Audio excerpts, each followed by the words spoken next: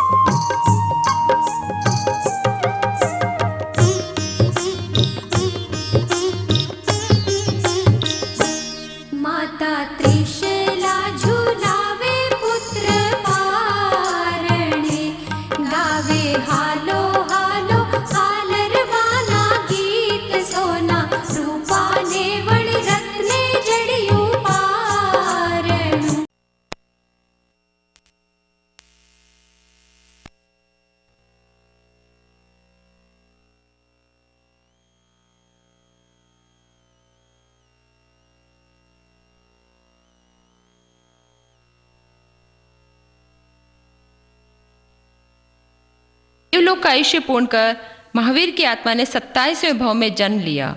यह उनका अंतिम भव होगा। अब महारानी त्रिशला ने 14 महास्वप्न को देखा। खूब हर्षित, रोमांचित, प्रफुल्लित होकर राजा सिद्धार्थ के राजभवन में पहुंचकर शुभ स्वप्न सुनाती है। निमित्तज्ञों द्वारा स्वप्न फल जानकर कि तीर्थंकर व चक्रवर्ती की माता इन 14 महास्वप्नों को देखती है। सभी लोगों ने महारानी के कुक्षी को बार बार नमन किया। चारों तरफ राज्य में खुशियां ही खुशियां छा गई।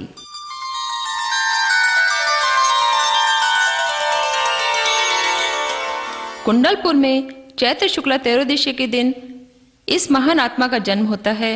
उस समय तीनों लोक में एक साथ प्रकाश छा जाता है। सर्वप्रथम 56 दिशा कुमारियां भगवान का जन्मोत्सव मनाती है। वह आनंदित होकर अहोभाव से गाती है।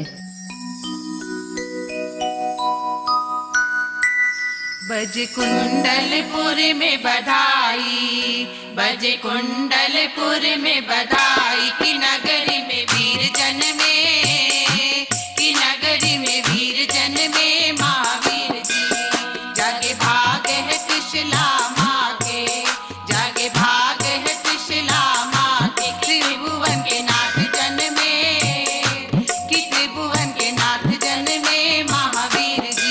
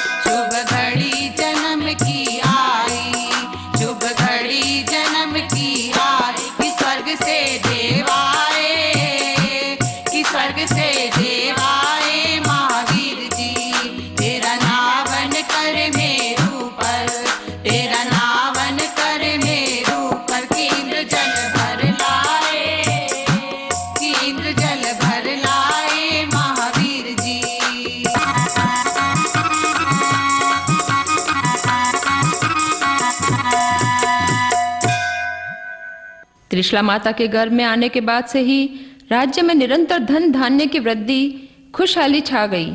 अतः उनका नाम वर्धमान रखा गया। राजा सिद्धार्थ ने सारे नगर को सजाया। कारागृह से बंदियों को मुक्त कर दिया गया। सबको बधाई बांटी गई। दान पुण्य किया गया। दूज के चंद्रमा की तरह बालक वर्धमान बढ़ने लगे। बचपन से ही वर्धमान वीर, निडर, पराक्रमी सभी गुणों से युक्त थे। एक दिन देवलोक में देवों की सभा चल रही थी। शकेंद्र की भक्ति व प्रीति के तार भगवान से जुड़े थे। उन्होंने भगवान की प्रशंसा देव सभा में की। देव हो या मानव, गंधर्व हो या दानव, कोई भी बालक वर्धमान को परास्त नहीं कर सकता। ईर्ष्यावश एक देव से उनकी प्रशंसा न सुनी गई।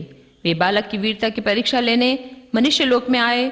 वर्धमान के साथ सब बालक आमलक की खेल खेल रहे थे। वह देव भी बालक का रूप बनाकर बच्चों से हिल मिल गए। वे परीक्षा लेने के लिए वृक्ष के पास काले सर्प का रूप बनाकर फुफकारने लगे।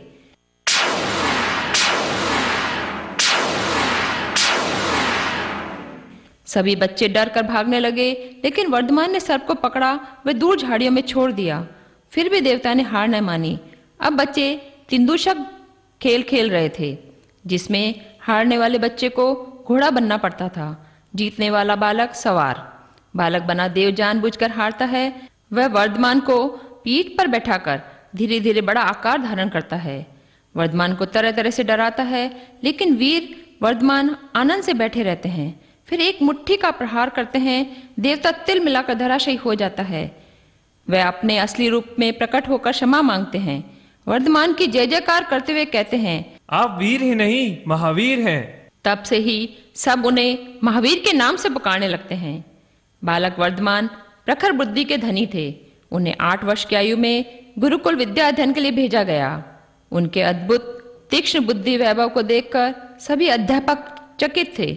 एक बार उनकी तीव्र मेघा शक्ति का सर्वत्र परिचय कराने के लिए स्वयं शकेंद्र ब्राह्मण का रूप बनाकर पाठशाला में आए। वे अत्यंत कठिन प्रश्न उत्तर वर्धमान से करने लगे। वर्धमान ने बिना अहंकार के सहज समता सरलता से कहा, इतने सामान्य प्रश्नों के लिए मेरे गुरुजी को क्यों परेशान करते हो?